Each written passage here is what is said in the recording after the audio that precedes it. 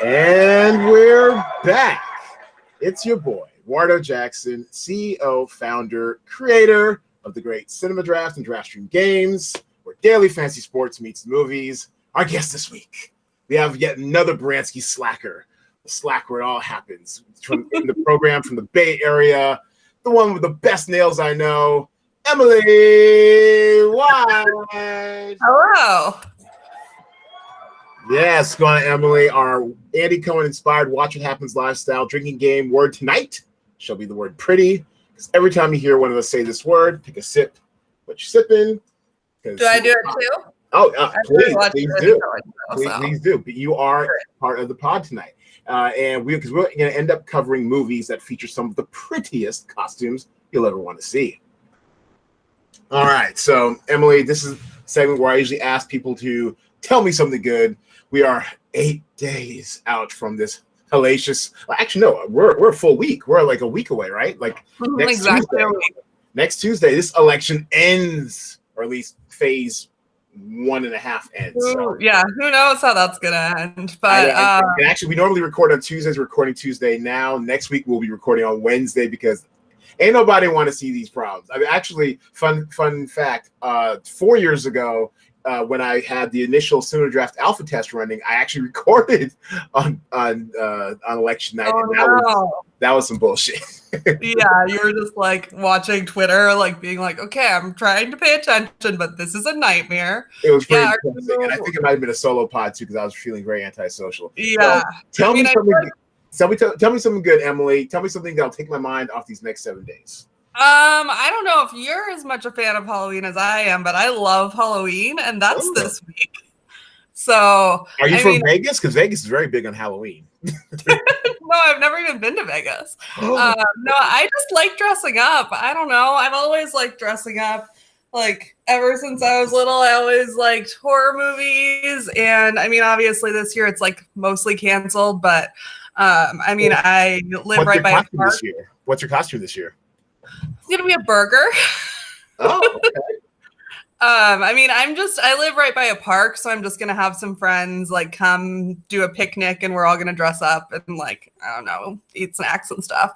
But Halloween's fun, so that's my. Tell us what the wildest costume you see out there, because every year someone picks something, usually out of pop culture, that's fun. Early in the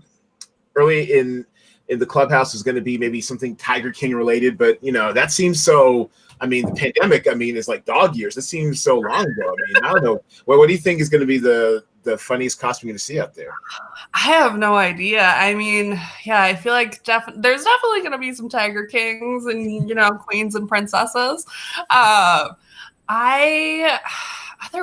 I mean, we haven't had like a big superhero movie or anything like that. I feel like there's going to be some I feel like there's going to be people dressed as like Mike Pence with the fly on his head, like that kind of stuff. That'd be a good one. That sounds good. Yeah.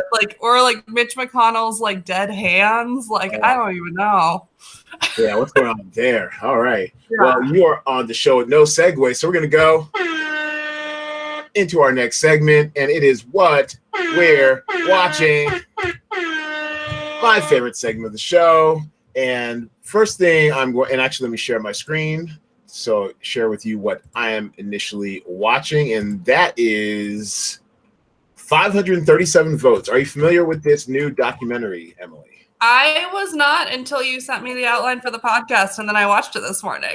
Did you? First of all, number one, you're always welcome back. You did your homework. Number two, we have people who come on this podcast, long-running veterans of this podcast who refuse to read the rundown, so you're already good in my books.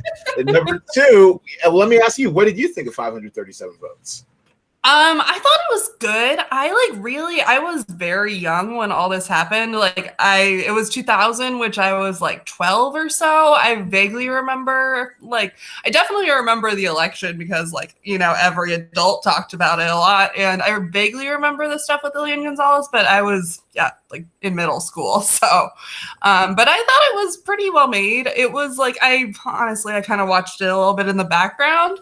When I was doing some other stuff, but yeah. Sure. This is perfect third screen material, as I like to say, third monitor material, and that's how I watched it as well. But and I'm a bit of a self-professed political junkie, and I it was interesting to me because at the time, like you were, super young. I was fairly young. So we're talking the year 2000, 20 years ago, self-absorbed, couch surfing, LA actor, writer, wannabe. So I wasn't even really paying attention that much what was going on in Florida. But what was really cool about 537 votes, and for those who are not familiar, this deals with basically the run-up to the 2000 election and how the GOP literally stole and shut down the recount in Florida, which decided the election for the entire nation, and of course changed the course of history in so many different ways.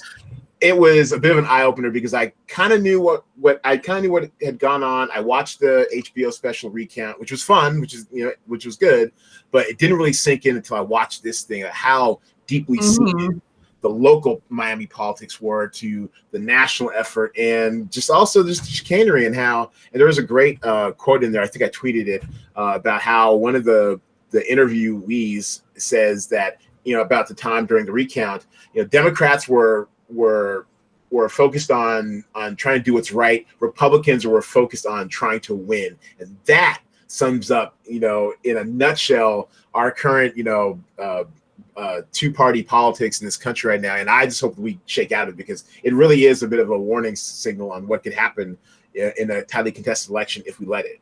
Ugh. Yeah, so bad. Yeah, it was wild to me. Like, I mean, just thinking that that's all 20 years ago, like watching that, I was like, oh, everyone's so young. And I was like, well, yeah, I was in middle school. Yeah, exactly, right? Yeah, and then also being introduced to at least new to me, characters like the cowardly Miami mayor, Alex Pinellas. Oh my God, I've never seen such a profile in cowardice in my life. That was crazy. Yeah. So a lot of stuff happened to this. That was really interesting. And also the straight line they draw, and it's from the director of Cocaine Cowboys. Now, I'm not sure if you've watched that. I have not seen that, no. That is a trip and a half. And I actually watched that about I guess in 2008 myself, and that's just a wild ride. I watched both the Cocaine Cowboys. There's like two of them movies, and it's from that same director, Billy Corbin. I guess he's from South Florida, really knows that territory well, and it was just really interesting to see how they drew a straight line from the Elian Gonzalez fiasco, which for those of you who are super young, hey, little Stevie, Steph Torres, she was 2 when all this happened. Elian Gonzalez was a Cuban refugee whose parents died on the way over in a boating accident, and there's a big kind of political, legal tug of war whether he should be deported back to Cuba, via the courts, or he should be granted asylum and stay in. And he was like 5 or 6 years old, so he's super young, and he eventually gets sent back to Cuba. And let's just say the Cuban Americans of Miami never forgot. And that kind of helps explain why, they've been voting largely Republican for, decades now, which always was over my head. Yeah. So that was 537 votes. One of the things I'm watching. The other thing I'm watching, and I can't wait to talk about this because I've been running my mouth ever since I finished it this afternoon, is the Queen's Gambit. It's so good. Yeah. I'm like so surprised how much I liked it, because I played probably one game of chess and I wasn't interested in it really. And like, I mean, I really like Anya Taylor-Joy. So I was like, yeah, I'll give it a shot. And it was so good.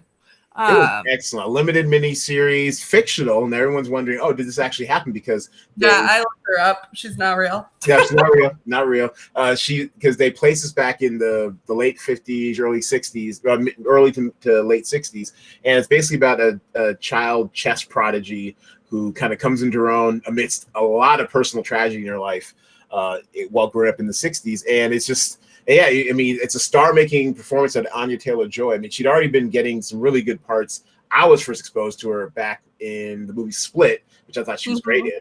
And, she comes, she does have like a bit of a model-esque, stature and look to her. Real big eyeballs. Yeah, really big eyeballs, right? Small head, big eyeballs. And she does actually come from that world originally. I guess she was scouted when she was 16. But she's just really a compelling figure because you see her character grow from like a really inward. I mean, she still is a bit self-possessed, but she's really, to herself, dead eye stare, you ask her stupid questions, just kind of sit there, making you feel stupid for asking it, kind of like my ex-girlfriend used to do. And it's just she's very good at like this kind of, soul-piercing stare to seeing her kind of grow into her own character, very stylish, very fashion-forward, shit-talking, win at all costs type of chess player. And they make chess look fun. I mean, it was awesome. I know. I'm like, maybe I should go buy a chessboard. I won't, but yeah, it's so stylish, and like the way that they do the chess games, like they pace it in like a way that I feel like is very different than how chess is actually played, because it's a lot of like waiting around for people. But like, yeah, as the score is incredible, the fashion's incredible. Like, I liked all of like the random little other characters. Also, I did not realize until like I looked it up that her mom, or her adopted mom, was Marielle Heller. Yeah. Who is Marielle Heller to you? Because name it sounds familiar, but I didn't even know her. She directed that movie where Tom Hanks plays Mr. Rogers. She's like a director. She's a director. Yeah, she's a director and acts like every once in a while now. Yeah, she's really good. She I'm trying to think what else she was in.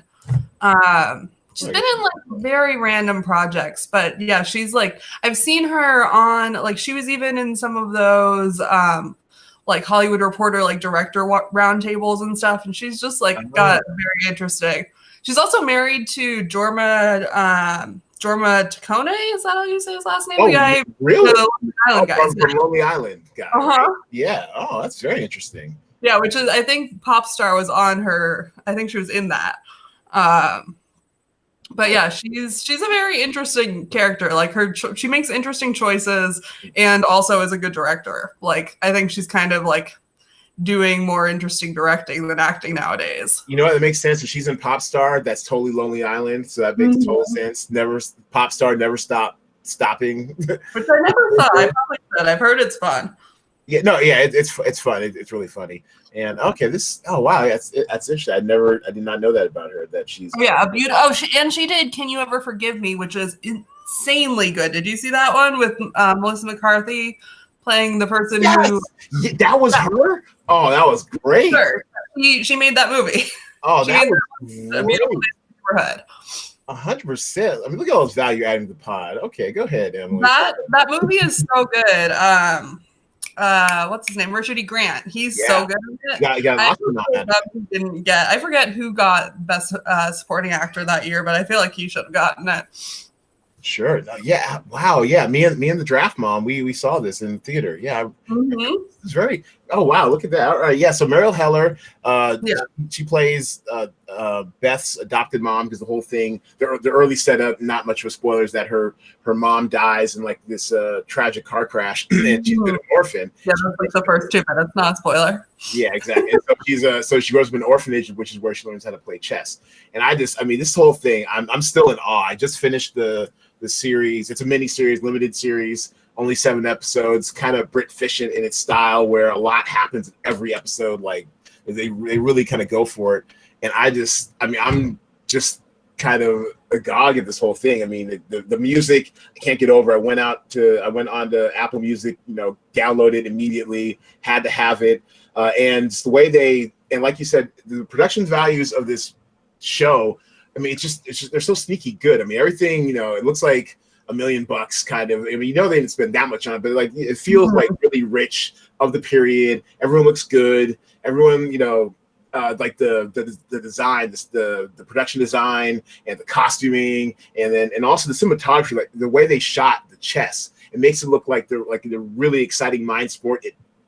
And like the chess on the ceiling is really cool. That was way of visualizing the games when she like couldn't play. Yeah, just everything about it. I was like shocked at how much I liked it. It really is brilliant. And I think I complained in our Slack group, and also I think I might have tweeted this out too. Like, why can't someone shoot poker to look like that? Because my roots are in poker, and it's like there's only been like one really good poker movie ever, and then I mean chess, kind of hit or miss, but this really makes chess look super glamorous. I don't know if it'll spark like a boom of people playing chess, but I mean, it really did well by the mind sport. That'll be the next quarantine activity of people just being like, okay, I need people to play chess with, and curl your hair into a bob and wear like nice little like 60. Yeah, absolutely. So that's what I'm watching. I'm still buzzing about this show. What else are you watching, Emily? I watched the David Byrne's American Utopia today, and Really? it's so yeah, it's a filmed. I guess it was a Broadway show, and Spike Lee directed it. And it's just like the cinematography, like the fact that it's like a live show, like so the lighting is really interesting, and the way it's shot. Like there's a lot of like really cool overhead shots where like the lights are like in squares and like people are like dancing in the squares, and like it's got very like the actual stage itself like mostly just has that like curtain, and they're all like wearing these suits the whole time. But like just the way it's done is really interesting. Like there's dancers and like people like, you know, playing instruments all on stage, and like there were a couple parts that like definitely made me cry that were so good. Really? Yeah, it was just like really good. I mean, he's great. I've always really liked him and the Talking Heads. So, and so you mentioned that because it was in our talent pool last week, and I think it did. Let's see, David Byrne's American Utopia. Oh, this week. Actually, okay, it was 2 weeks ago. Well, I remember doing well. Like scored over 100. The most you can score in our game is 130 per title. So if you get over 100, you're doing pretty well. And it kind of seemed like it came out of nowhere. Like I wasn't expecting to do that well, but people really liked it. Got really good reviews, and audience liked it. Yeah, it was really, really fun to watch. Like definitely if you like David Byrne or Talking Heads like at all, it's very worth watching. Or just like it's just a very cool like concert experience. Because it is filmed live, so there's an audience there, and like I, you know, just like watching the audience reacting to him and everything like that, which is a thing that obviously we haven't gotten to do in quite a while. Just very fun to watch. All right, and so what's another title you're watching, Emily? What else have I watched? I mean, most of the other things I've been watching lately, I've been like preparing for this. So the prepared guest. What Gene Ice, are you listening? This is what a prepared guest looks like. All right. Anyway. Well, that's good. I mean, we're between the Queen's Gambit, which, you know, I'm sure took up your time as well as mine, and David Byrne's American Utopia. You're clearly quarantining right. Good job by you. And we're going to go on to the meat of our subject this week. Top 5 costume design movies. Now, for those of you who are new to the pod, the rules are like thus. Name a movie that, one of us names a movie that features great costume design. We alternate picks. When someone picks a movie, the movie is out of play. And as always, guests go first. What do you got for your first film, Emily? My first one is Velvet Goldmine.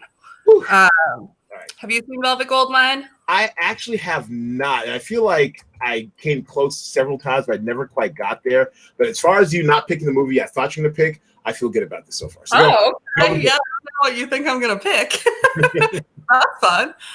Yeah, Velvet Goldmine, it's a Todd Haynes movie, which like honestly any Todd Haynes movie could go in this. The director or the costume designer is Sandy Powell, who's done like a lot of really good movies with costumes. Like she's done familiar, yeah.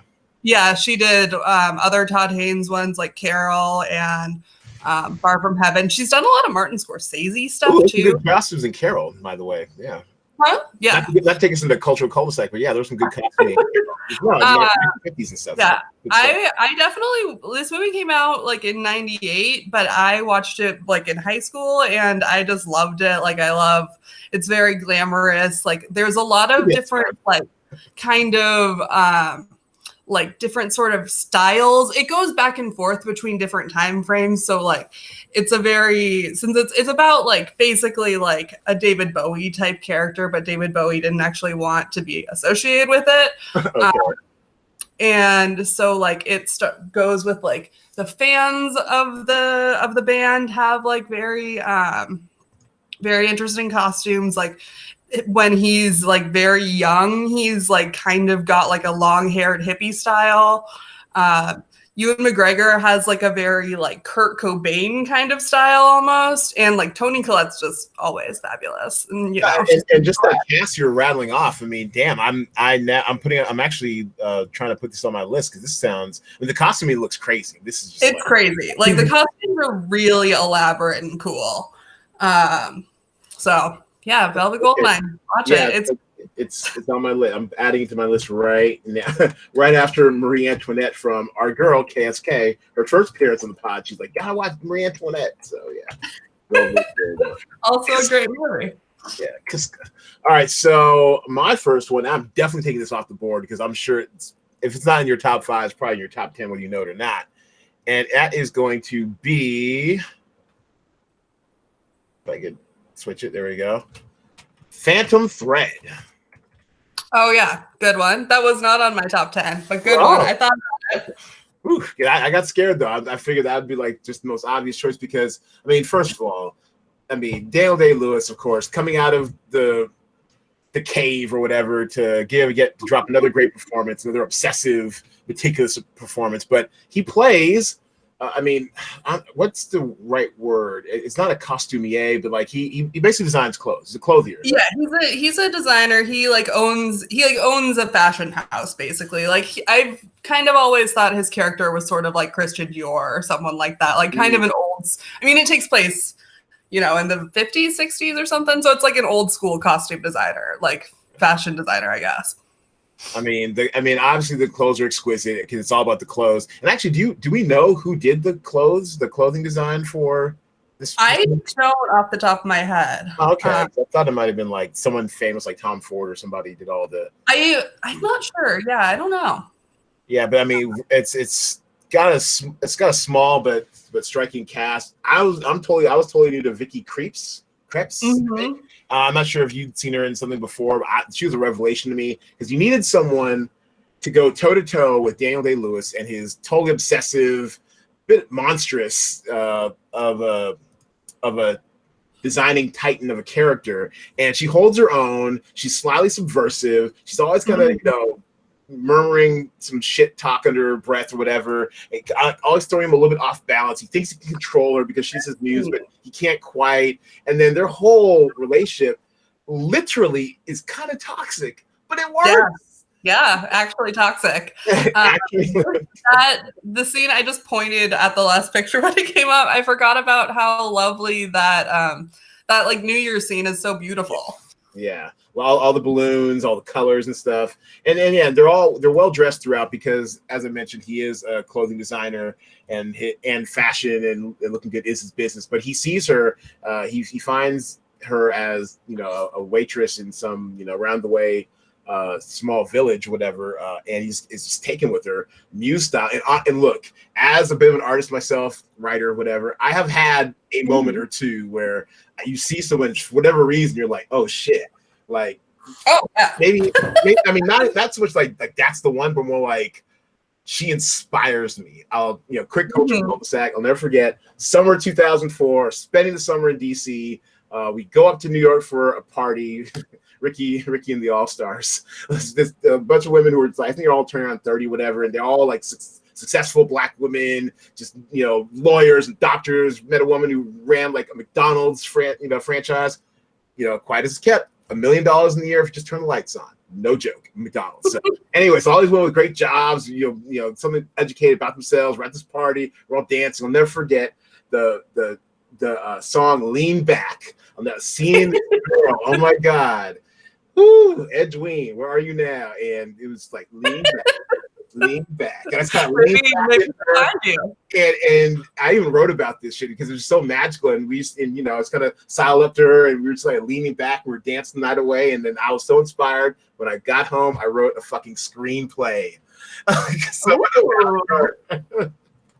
I said it to her. I mean, she wasn't the main character. The main character was totally different from her, but it was inspired by her. And she's like, yeah, I never read a screenplay before, but this is awesome. I loved it. I'm like, yes.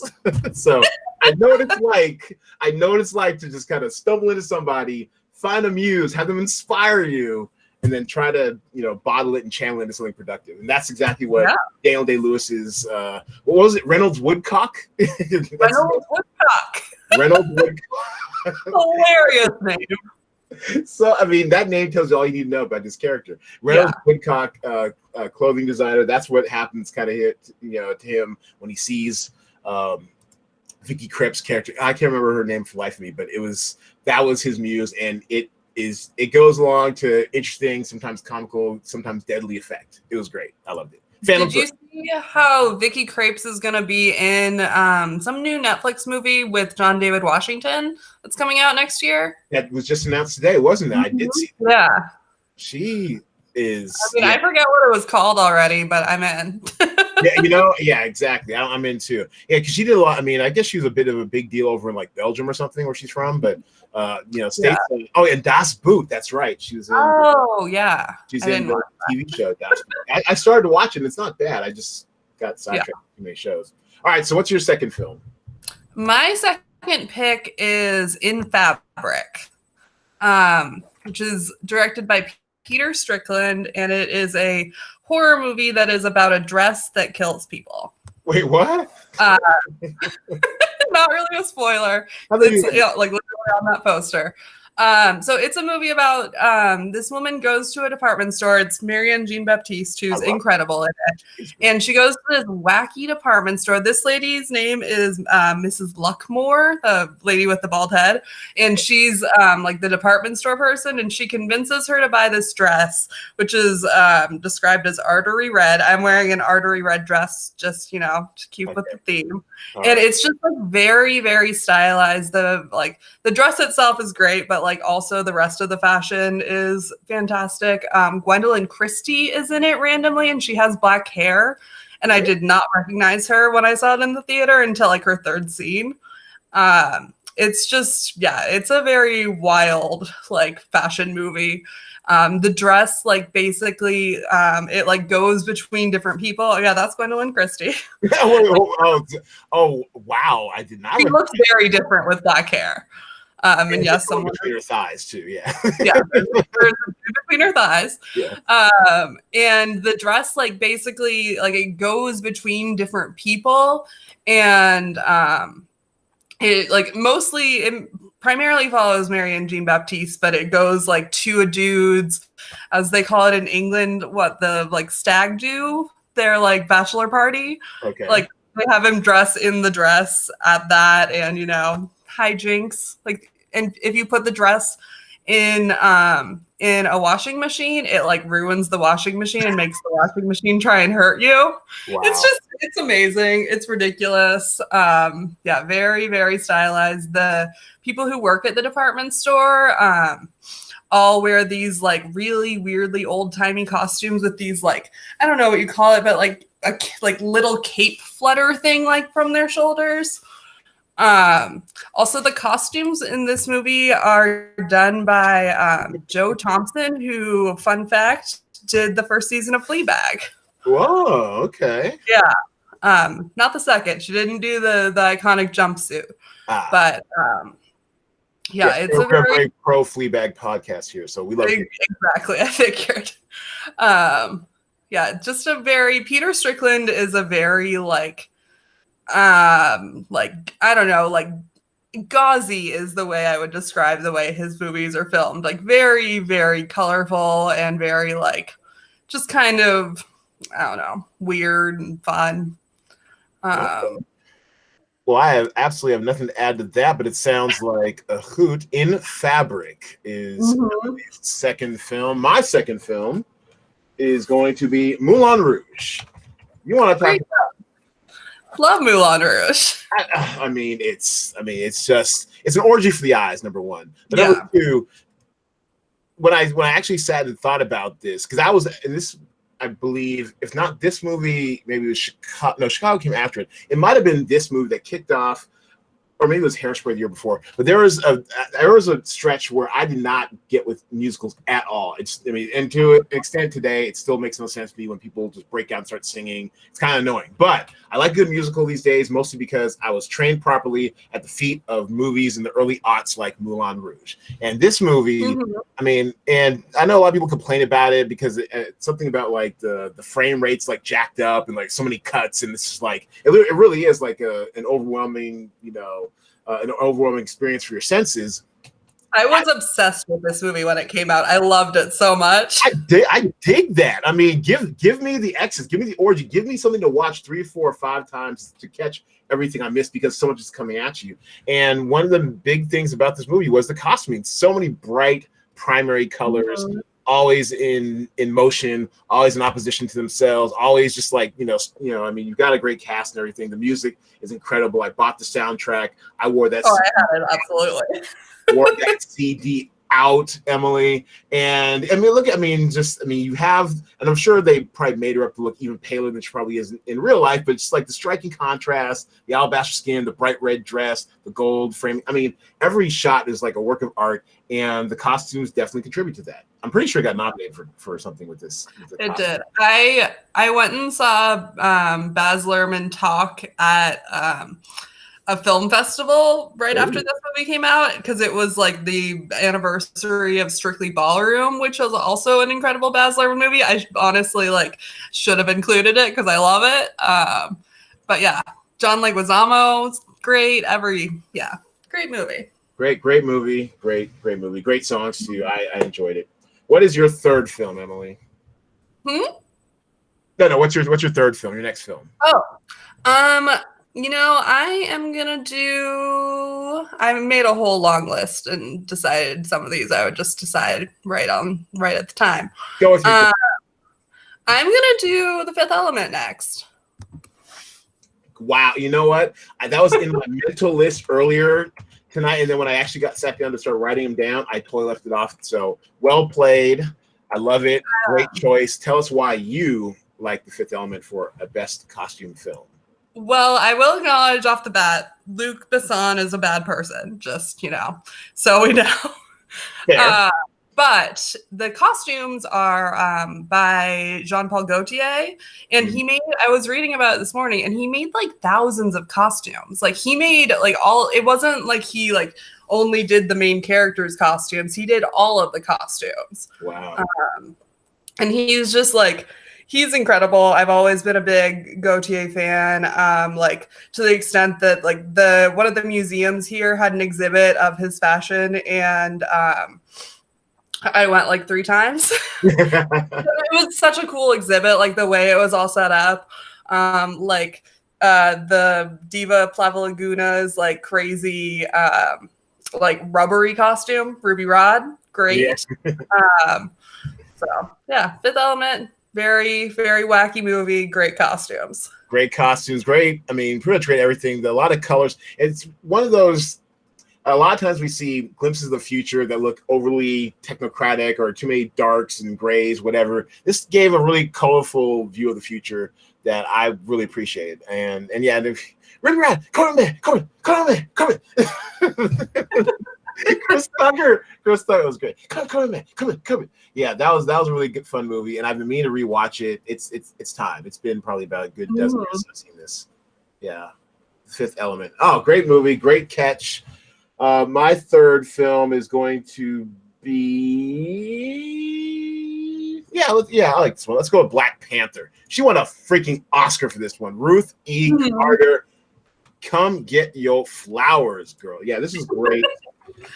The costumes in it are incredible. Agreed.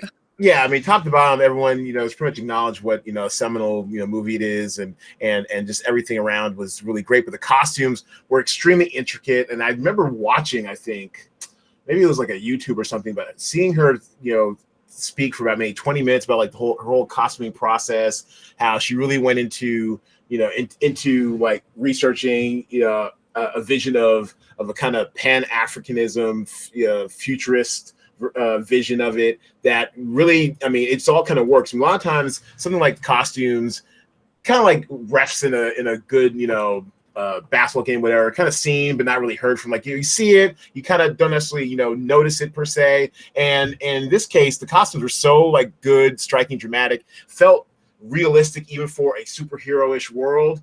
And a society that obviously doesn't exist. Don't tell Cruz, who said or one of those politicians said talked about Wakanda his actual place. But it is an actual place, but the costumes are so grounded and steeped with their own kind of little history, even the little details in these costumes, that it really felt like it had been around for 100 years or whatever, 200 years. It was really good. I mean, just really. It gives such an ode to not only just the culture of an African nation that had never been colonized, to also just like the colors, the way it kind of brings the personalities of the characters. I mean, she really went above and beyond. I love this. I mean, obviously I love this film, but I love the costuming in this film too. Agreed. Yeah, I mean, some of them are like incredibly, like that picture is incredibly high fashion. Like Angela Bassett as Queen Ramonda. Yes. Yeah, all of those costumes could absolutely be, especially the one in the middle, could absolutely be on like New York runways. Like they're incredible. They're very, very couture, but also like don't really feel out of place. Like that seems like that, you know, that's what like would be what they'd wear. I don't know. Yeah. Very, very cool. All right. So what is your next film, Emily? I am going to do one that is a little more understated, but just I rewatched this movie a couple months ago and I love the costumes in it so much. It's I Am Love by Luca Guadagnino, starring Tilda Swinton. And I actually, when I was making my list, I had a very hard time picking between Tilda Swinton movies. I like this one sheet right here. It looks very stylish. Mm-hmm. It's a great, like, beautiful, beautiful movie. Tilda plays like she like plays someone who lives in Italy, but she's from Russia, and she's learned Russian and Italian for the movie.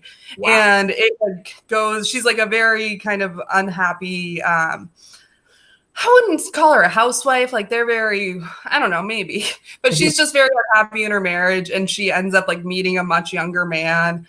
And like the way that her fashion changes throughout the movie, she goes from being like very, very like straight laced to very relaxed. And it's just like fashion is just incredible. Like there's some scenes where she goes out to the countryside and she's wearing this like beautiful bright orange. All of the costumes for this one are by Rafe Simons for Jill Sander.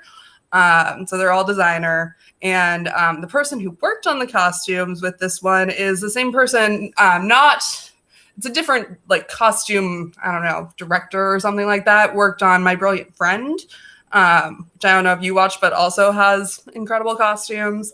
But yeah, beautiful movie. Tilda's fantastic in it. Well, the thing about Luca is that, I mean, he definitely knows how to frame a shot. I mean, he's probably...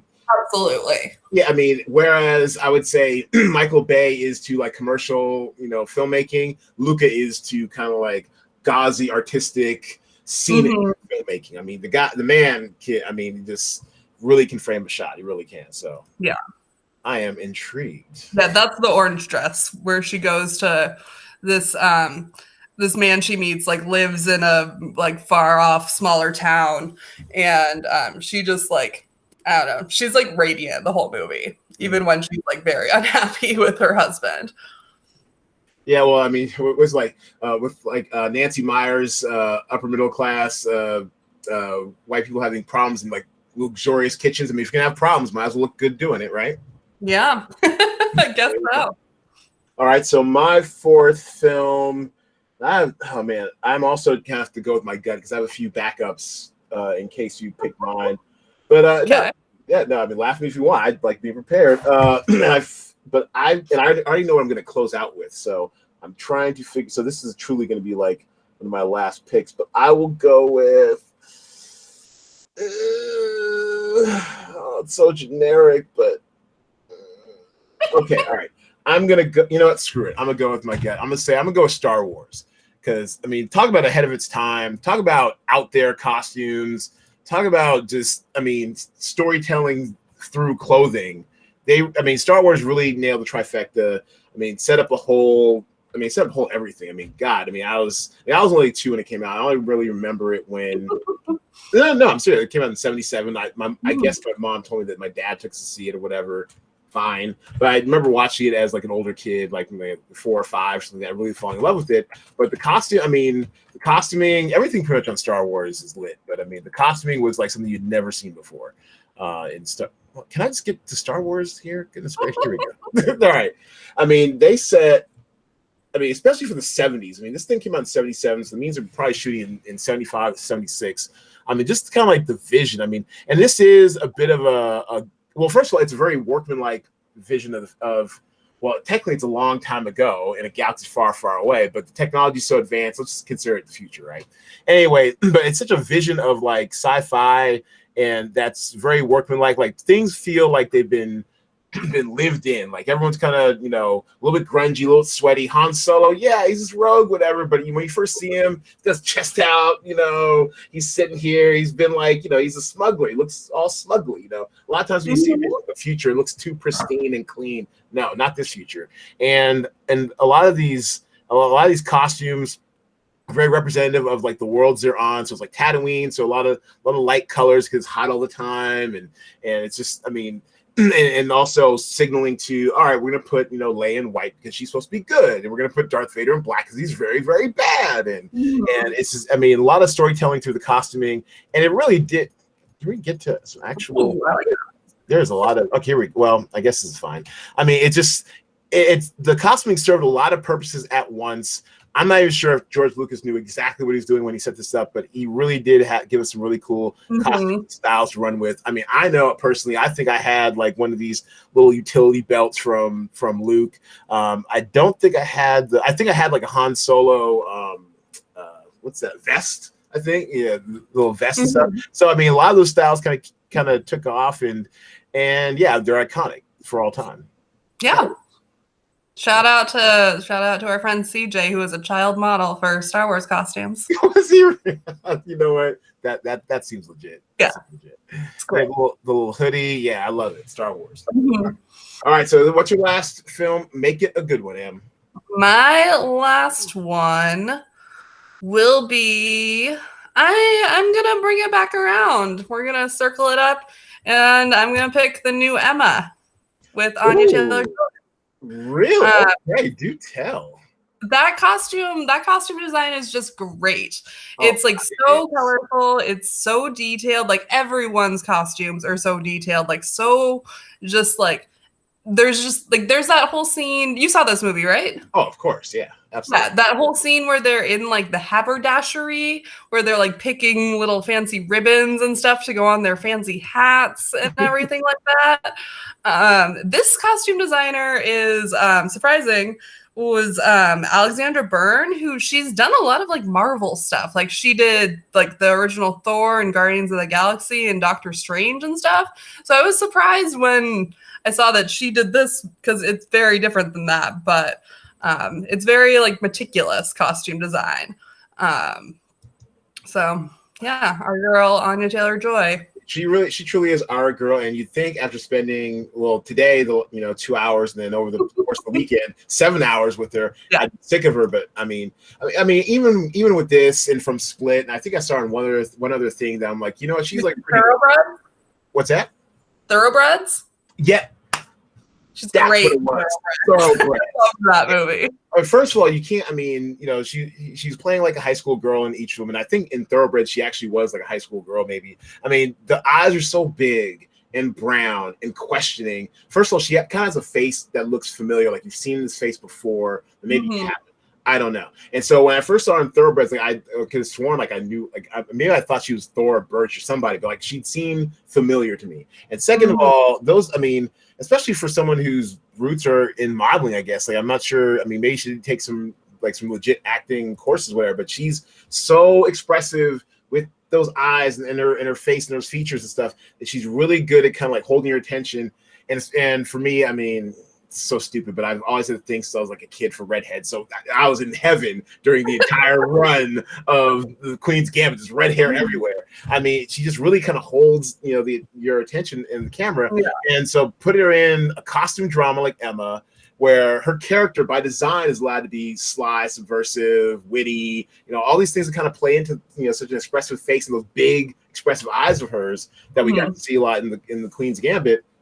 Yeah. Well, and this movie is directed, this is Autumn de Wilde's first film, and Autumn de Wilde has been a fashion photographer. This is her first movie she's ever made. She's been a very, well-known fashion photographer for, she's done a lot of things with brands like Rodarte, who are, a little bit more, new school, do different things than a lot of the older brands and stuff like that. And she's worked a lot with musicians. I think she's done a bunch of album covers and stuff like that. So the way that she framed this film is very much from a fashion photography lens kind of. So it was just I was very like surprised. And also when I saw this movie, I forgot that it's Clueless. I was like halfway through. I saw this movie with my mom, and I like poked her, and I was like, "Oh, right, this movie is the same as Clueless," and she was just like, "What?" I was like, "Yes, it's true." And that's the time when your mom says, "No, Clueless is the same as Emma." Yeah, but no, it's true. It's their Clueless was inspired by Emma, and that another great costuming movie. Now I think about it. I have that on my list too. Yeah. Wow. Yeah. That's another, honorable mention. That's another good fashion one. Stacey Dash before she went to the dark side. Yeah. That's good stuff. And wow. I'm surprised I didn't notice it when I watch it, but you're absolutely right. This is an incredible fashion movie. And then these actors too, it's like I've seen them all over the place now. Like this Callum Turner guy, he was in that another Brit Fishing show. The one with about surveillance cameras and stuff. Oh, what's the name of it? I gotta bring it up for you. He was really good in that. He's very kind of tall, imposed. The Capture, that's what it was. Oh, I didn't watch that one. Check that out if you haven't seen it. In and Out, 6 episodes, Brit Fisher style.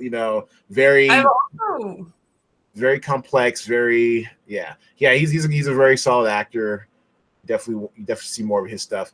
Excellent choice. My last one is super obvious for anyone who knows me. All together now. Boomerang. That's right, boys and girls. It's Boomerang. I mean, I've never even heard of this movie.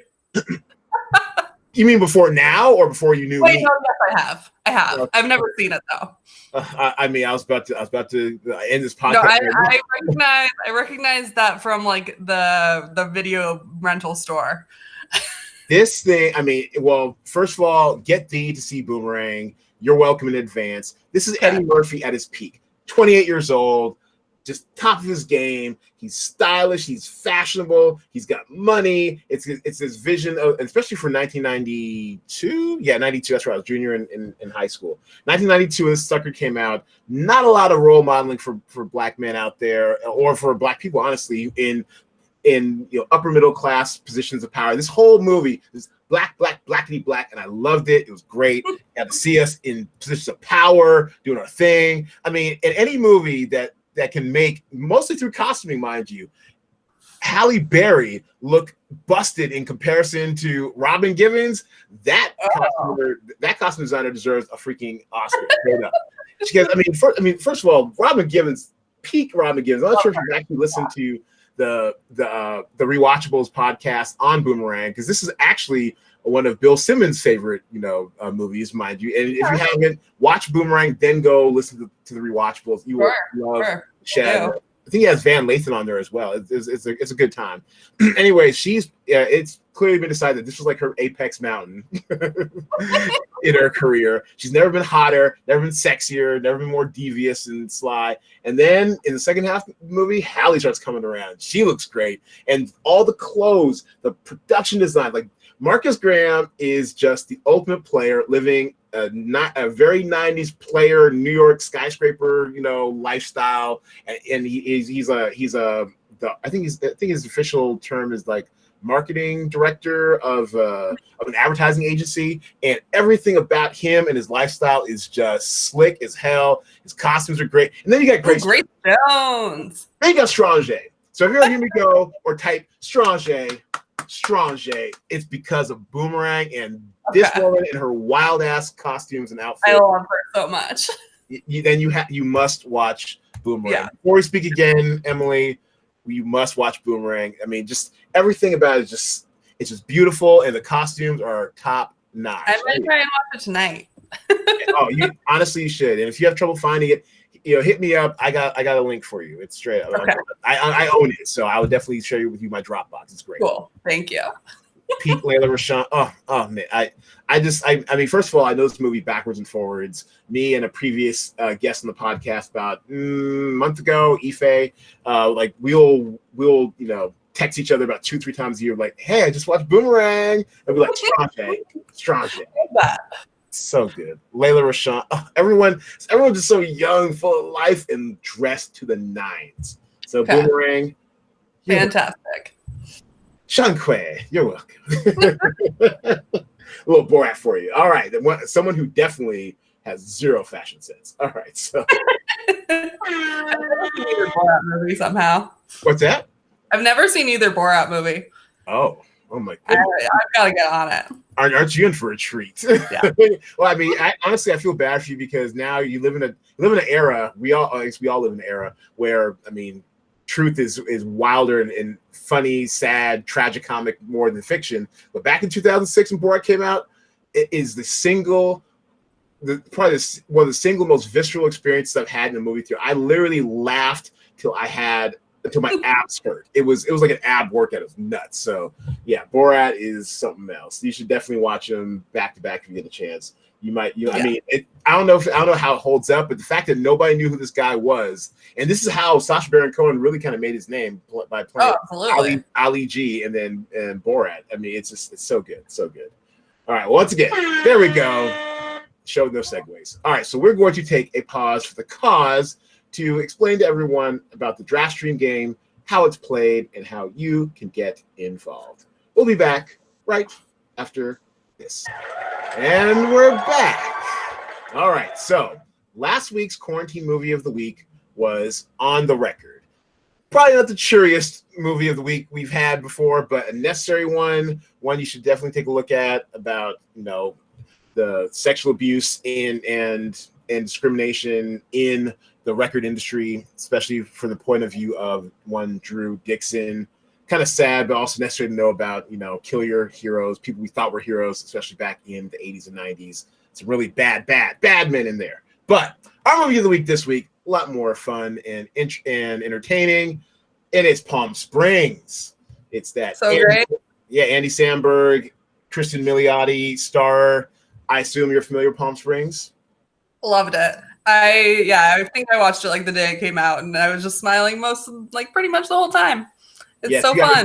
You guys definitely topped up in Slack. I was gonna watch it regardless, but you guys definitely helped push it up on the list. And also, I think when we had our Thursday, the Thursday game lock, the initial scores for it were really high. So I'm like, all right, Palm Springs, kind of flew under my radar. So I definitely had to check it out. And basically, it's about a guy named Niles who finds his daily routine interrupted when a saucy little intruder into his life named Sarah stumbles into his recycled world, one in which he's been reliving the same day every time he wakes up. So it's like a kind of romantic, a really truly rom-com ish version of Groundhog's Day. So definitely y'all check it out and tweet me your tweet length review at our Twitter account at PlayCinemaDraft. And maybe we'll interact and retweet some of your thoughts.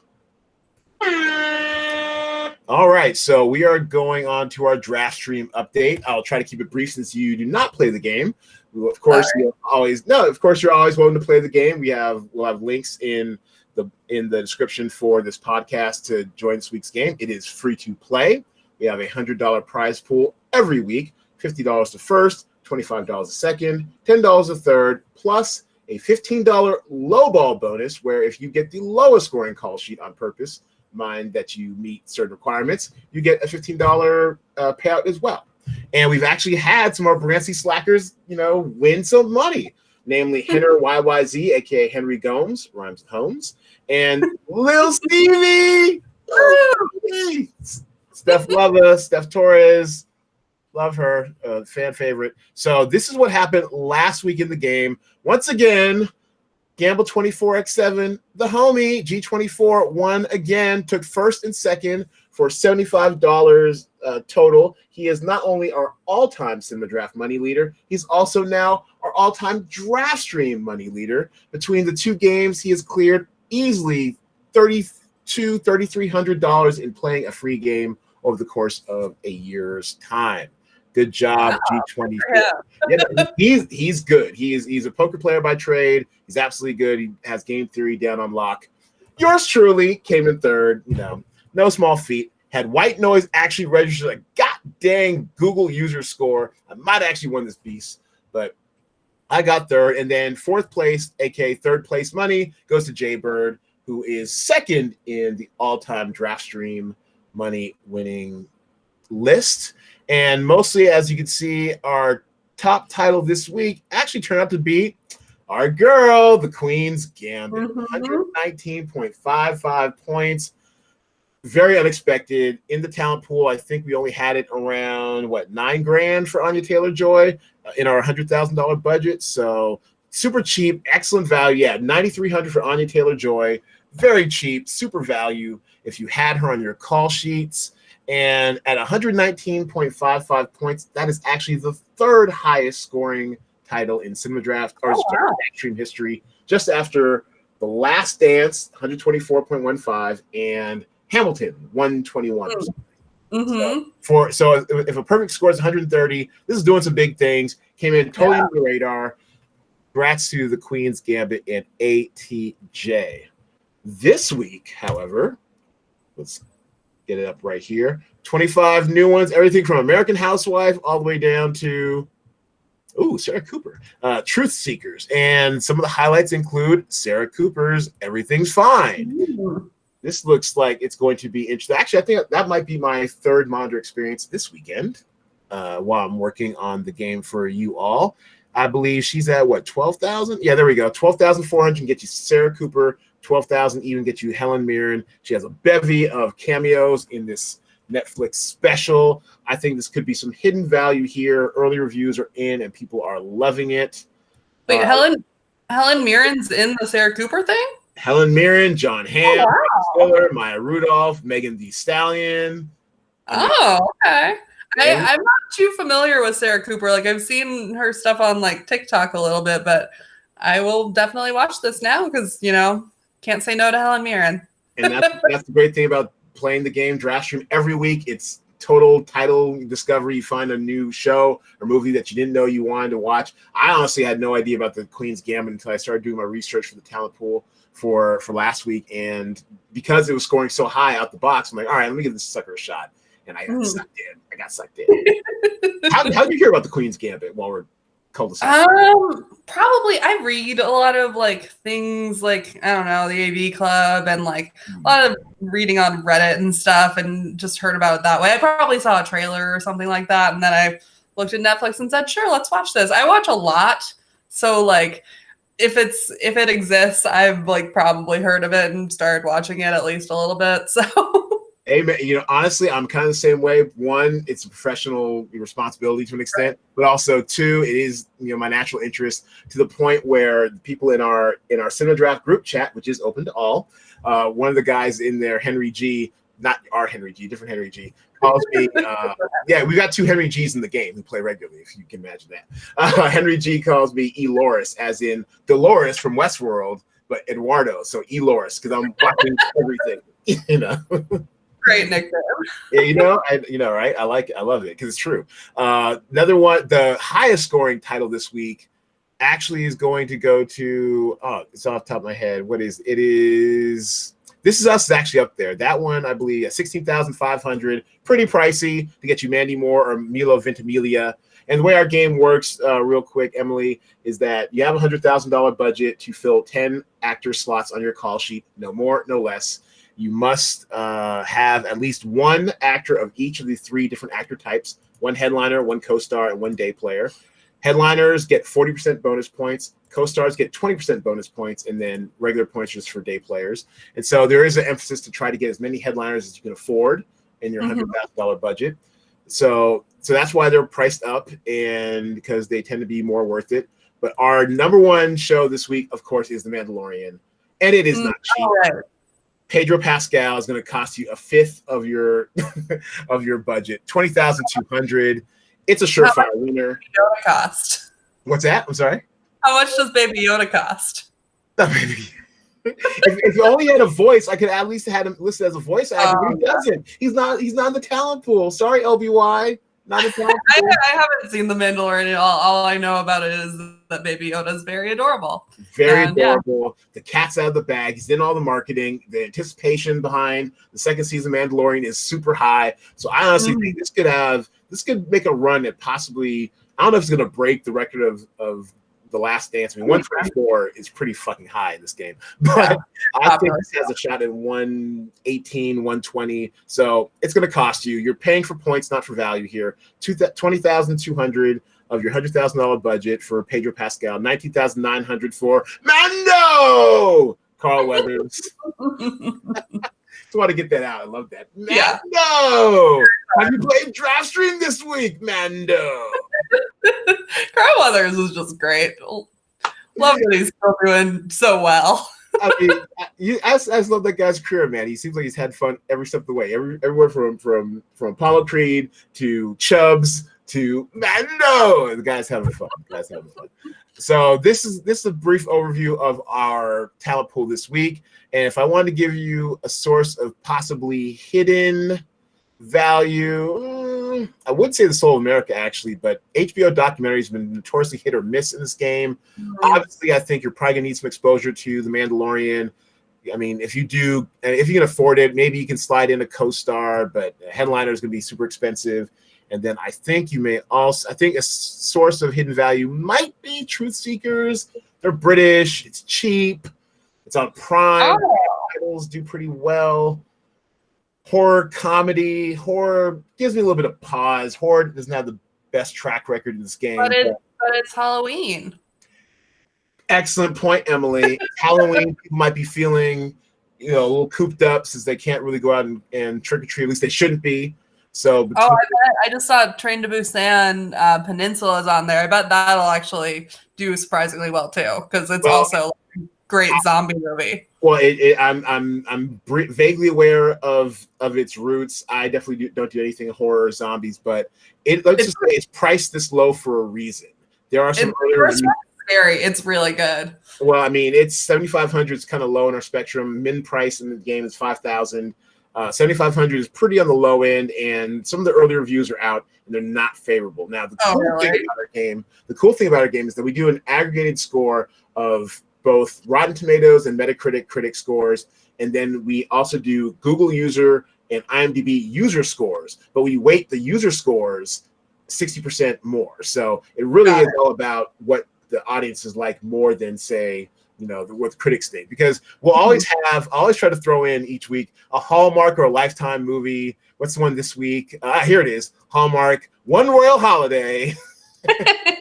And these things never get covered by critics. If they do, it's always a pan. But if they don't get covered by critics or even get a Google user score, there's usually always at least one IMDb user score, and it's usually like a 6 or 7 something. And that'll totally salvage the movie from obscurity. This one has Aaron Tveit. I don't know how to say his last name. He's pretty popular though.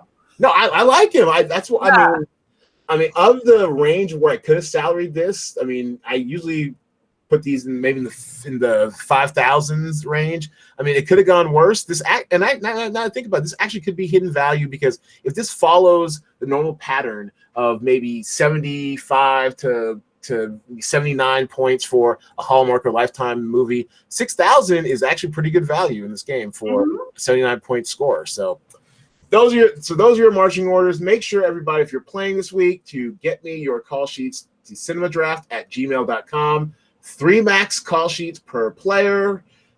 Once again, the $100 prize pool gets you a shot at winning that sweet money. We're all quarantined. You ain't going out. Might as well do something fun. All right. And we're going to bring this in for a landing. Thanks so much, Emily, for being on the podcast. Give yourself a hand. Thank you. This is fun. Yeah, it's great. Thanks for preparing. Once again, shout out at you, G Nice.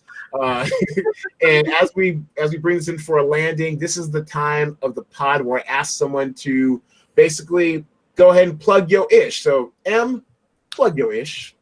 I don't really have much happening personally lately, but can I plug everyone should vote? Yeah. If you haven't already, just vote. Just do it. Or if you want to vote for Trump, don't. Just, there you go. Please vote. And if you vote for Trump, don't vote. There we go. Yeah.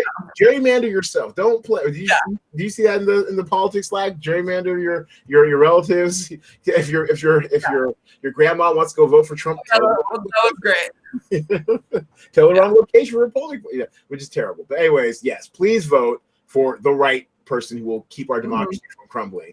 And that, I can't think of a better ish to plug going into next week's election night hellfire. So well done. I appreciate it. And actually, speaking of next week, we will be back, but on late Wednesday night, early Thursday instead of our normal Wednesday drop time because our normal recording time of Tuesday night is election night, and we do not want a repeat of 2016. Yes. Yeah. I'm doing everything opposite what I did 2016 to unjinx us. All right. We're gonna pull it. Do it for democracy. All right. So we are going to leave you with that. And thanks everybody for watching. Thanks everybody for playing. We'll be back next week on Wednesday with the tripod. G Nice, KG, aka the working black writer in Hollywood, with another great top 3 this time. Top 3 political movies? I think so. We'll be back next week. Thanks everybody for watching. We'll see you next time.